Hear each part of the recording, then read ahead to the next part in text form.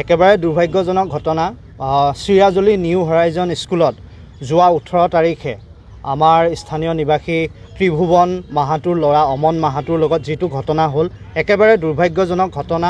আৰু ঘটনাটোৰ সন্দৰ্ভত বিভিন্ন অভিযোগ এতিয়া উঠিছে। আমি স্থানীয় ৰাইজৰ লগত কথা পাতিছোঁ, বিভিন্ন দল সংগঠনৰ বিষয়ববীয়াসকল আছে, ইয়াত ঢেকীয়াজুলি ৰাজহ চক্ৰৰ বিষয়া আছে, ঢেকীয়াজুলি আৰক্ষী থানাৰ ভাৰপ্ৰাপ্ত আৰক্ষী বিষয়া আছে। গতিকে বিষয়টো এতিয়া এনেকুৱা হৈছে যে এজন শিক্ষকে প্ৰহাৰ কৰাৰ পিছত ছাত্ৰজনৰ আঘাত পাই মৃত্যুবৰণ কৰিবলগীয়া হৈছে। গতিকে বিভিন্ন অভিযোগ উঠিছে।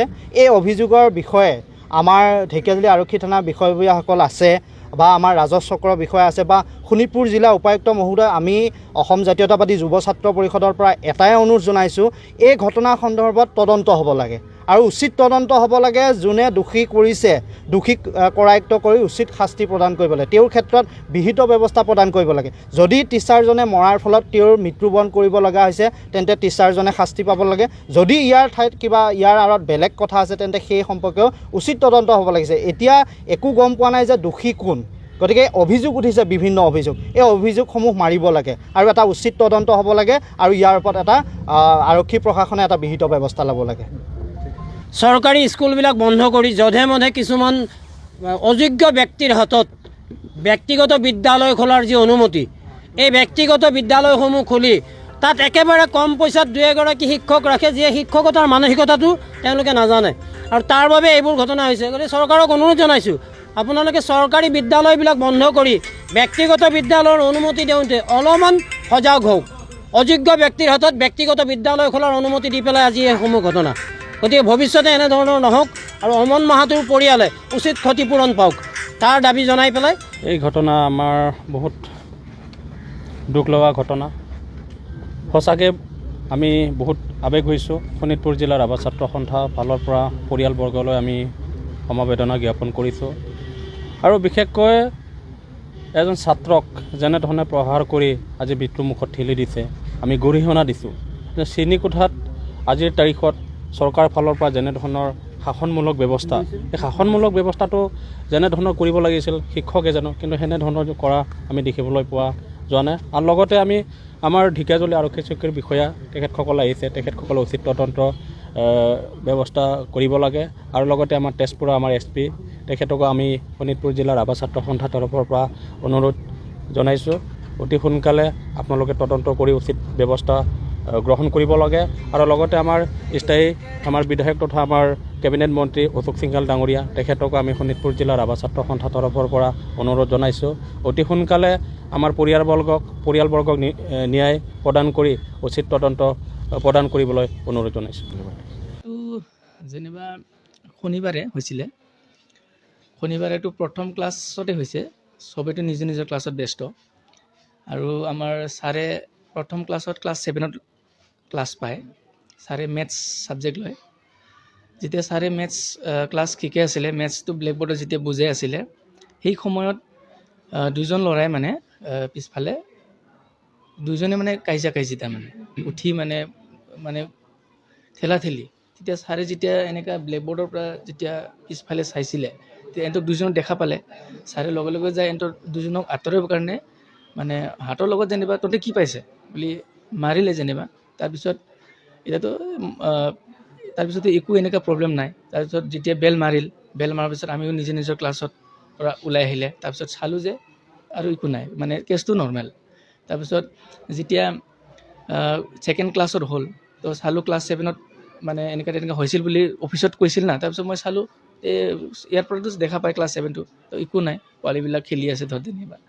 তাৰপিছত যেতিয়া ছেকেণ্ড ক্লাছত চবে গুচি গ'ল, এনেকৈ এই শনিবাৰটো 4টা পিৰিয়ড থাকে, যেনিবা হাফ ক্লাছ হয়। তো এনেকৈ দেখা পালোঁ যে একো এনেকুৱা নাই, পোৱালিবিলাক খেলি আছে, দৌৰি আছে, চবেই নৰ্মেল আছে। তাৰপিছত ছানডে দিনা কি হ'ল, এই পোৱালীয়ে মানে অমন কুমাৰ মাহাতো এই মানে ক'ৰবাত পিকনিক খাব গৈছিল বোলে লগৰ লগত। ঘৰত খাইছে না ক'ত খাইছে আমি দেখা নাই, যেনিবা কাৰ লগত গৈছে দেখা নাই। এতিয়া আমাকতো জনা নাই, বা সোমবাৰ মংগলবাৰ আমাকো জনোৱা নাই। এতিয়া আমি গম পাইছোঁ যে বুধবাৰে ৰাতিতহে মানে হস্পিটেল লৈ গৈছে। আৰু এনেকৈও মানে আমি শুনিছোঁ তাৰ মানে যিটো এটা মানে কুকুৰ কামোৰা এটা বেমাৰ আছে যেনিবা।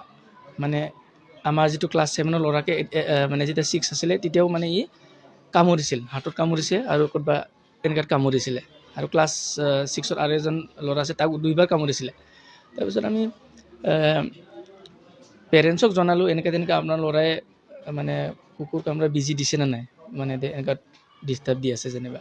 তাৰপিছত জনালোঁ গাৰ্জেনবিলাকক, জনাই আমি এনেকুৱা কামোৰ থাকিলেতো পিছত ইনফেকশ্যন হ'ব বুলি আমি স্কুলৰ পৰা মানে ভাবিছিলোঁ যেনিবা তাক কিবা কৰিম বুলি, কিন্তু গাৰ্জেনে চাই মানে আমি নকৰিলোঁ, ফাইনেল চাৰ্জ দিলোঁ আৰু যেনিবা সেইখিনিয়ে যোনটো মানে শনিবাৰৰ ঘটনাটো মই দেখাত সেইখিনিয়ে যে ছাৰে এণ্টক কণ্ট্ৰল কৰিবৰ কাৰণে জাষ্ট বুজাইছিলে।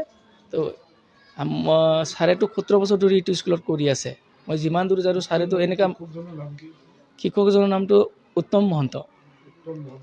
মহন্ত হয়। ছাৰেতো মই জানামতে ইমান আমি একেলগে আজি 10 বছৰ ধৰি আছোঁ। ছাৰেতো আগৰ অ'পেনিঙৰ পৰা আছে ইয়াত। ছাৰেতো এনেকুৱা যিটো মাৰা ৰেকৰ্ডে নাই। এতিয়া আপোনালোকৰ সন্দেহ নেকি যে তেওঁ কুকুৰ কামোৰাতে তেওঁৰ মৃত্যু হৈছে বা তেনেকুৱা কিবা পিকনিকতে কিবা হৈছে? হয়, আমাৰ লগত হয়তো এনেকুৱা অভিয়াছলি আহিব, হয়তো এই বেমাৰটো হয়তো মানে লাহে লাহে কিবা হৈছিলে চাগে, বা পিকনিকত কিবা এটা হৈছিলে। তো ইনফৰ্মেশ্যনো আমাক দিয়া নাই যে শনিবাৰে হৈছে, শনিবাৰে ৰাতিপুৱা ভাগত হৈছে।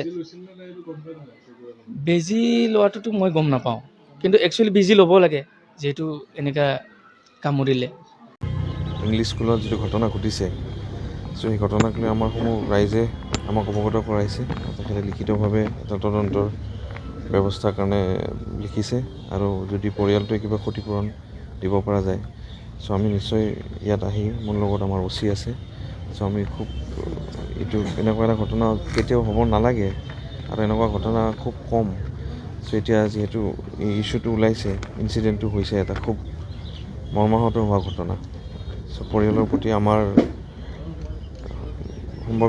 সমবেদনা থাকিলে, আৰু আমি ইয়াৰে নিশ্চয় তদন্ত কৰিম, আৰু যদি কিবা তেনেকুৱা ধৰণৰ হৈছে চ' তাক আমি পোহৰলৈ আনিবলৈ চেষ্টা কৰিম। এইটোতো এতিয়া বস্তুটো ক্ৰিমিনেল কেছ হৈ যায়। চ' ক্ৰিমিনেল ল' হিচাপত ডেফিনেটলি পুলিচে আগবাঢ়িব। তাৰ বাহিৰে আমাৰ চিভিল এডমিনিষ্ট্ৰেশ্যনৰ ফালৰ পৰা যিখিনি কৰিব পাৰি, যি কৰিব লাগে সেইখিনি আমি সমগ্ৰ কৰিম। ধন্যবাদ।